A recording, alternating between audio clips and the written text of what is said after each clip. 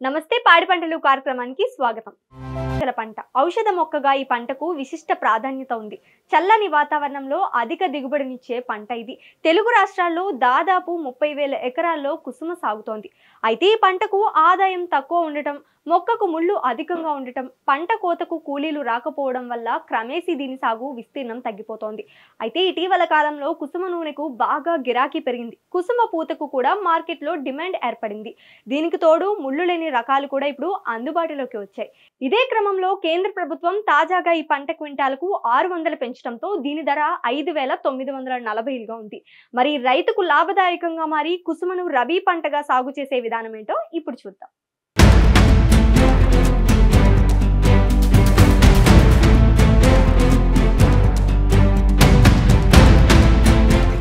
తక్కువ పెట్టుబడి తక్కువ నీటితో సాగు చేసే పంటల్లో కుసుమ ఒకటి. ఇది బహుళ ప్రయోజనాలు అందించే నూనె గింజ పంట. దీని సైంటిఫిక్ నేమ్ కార్తమస్ టింక్టోరియస్, ఇంగ్లీష్లో సాఫ్లవర్ అని అంటారు. దీని ఆకులు ముళ్లతో ఉంటాయి. మొక్కలు 30 నుండి 150 సెంటీమీటర్ల వరకు ఎత్తు పెరుగుతాయి. పూలు గుండ్రంగా పచ్చటి పసుపు, నారింజ, ఎరుపు లేక తెలుపు రంగుల్లో ఉంటాయి. ఒక్కో పువ్వులో 15 నుంచి 20 గింజలు ఉంటాయి. ఈ మొక్క తల్లివేరు దృఢంగా ఉండడం వల్ల పొడి వాతావరణాన్ని బాగా తట్టుకుని నిలబడుతుంది. ప్రపంచంలో సుమారు 50 దేశాలకు పైగా కుసుమను పండిస్తున్నాయి. భారతదేశంలో ఈ పంట విస్తీర్ణం సుమారు 3,60,000 హెక్టార్లో ఉంది. చాలా మంది ఈ పంటను నూనె తీసేందుకు పెంచుతున్నారు. ధాన్యం తీసుకొచ్చే వరకు వేచి ఉండకుండా పువ్వుల ద్వారా కూడా అదనపు ఆదాయాన్ని పొందే అవకాశం ఉంది. ఆరోగ్యపరంగా కుసుమ నూనె వాడకం ఎంతో మేలు చేస్తుందని నిపుణులు చెప్తున్నారు. హార్ట్ పేషెంట్స్, చిన్నారులు, బోన్ డిసీజెస్ ఉన్నవారికి ఈ నూనె స్వస్థత అందిస్తోంది.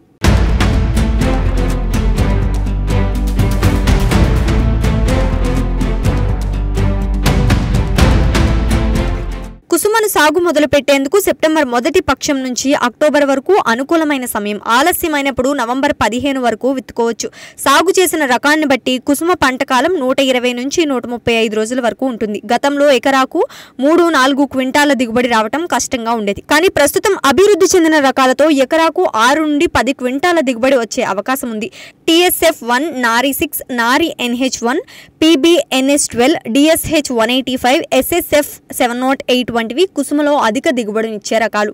వీటిలో నారి 6 రకం ముళ్ళు లేనిది. పంట కోత నూర్పిడి సులభంగా ఉంటుంది.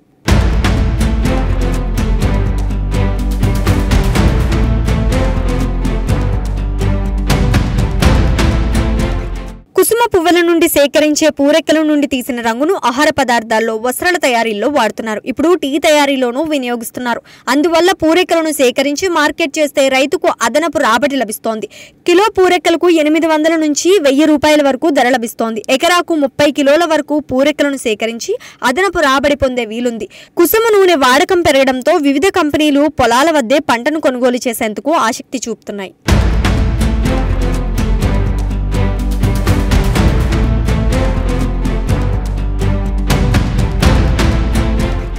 తక్కువ శ్రమ ఖర్చుతో మంచి ఫలితాలనిచ్చే పంట కుసుమ. నీరు నిలవని బరువైన నేలలు, నీటి వసతి గల ఎర్రగరప నేలలు ఈ పంట సాగుకు అనుకూలం.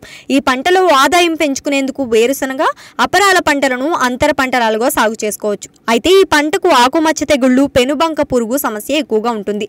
ఎకరానికి 4 కిలోల చొప్పున వరుసల మధ్య 45 సెంటీమీటర్లు, వరుసల్లో మొక్కల మధ్య 20 సెంటీమీటర్లు దూరంలో విత్తుకోవాలి. భూమిలోని శిలీంధ్రాల ద్వారా సంక్రమించే రోగాలను తట్టుకునేందుకు విత్తన శుద్ధి చేసుకోవాలి. నల్లరేగడి నేలల్లో పంటకు పెద్దగా నీటి తడి ఇవ్వనవసరం లేదు. తీవ్ర నీటి ఎత్తడి ఉన్న ప్రాంతాల్లో పూత దశలో ఒక తడి కట్టినట్లయితే దిగుబడులు 40 నుంచి 60% పెరిగే అవకాశం ఉంది. ఇక విత్తిన 30 నుంచి 35 రోజుల వరకు కలుపు లేకుండా చూసుకోవాలి.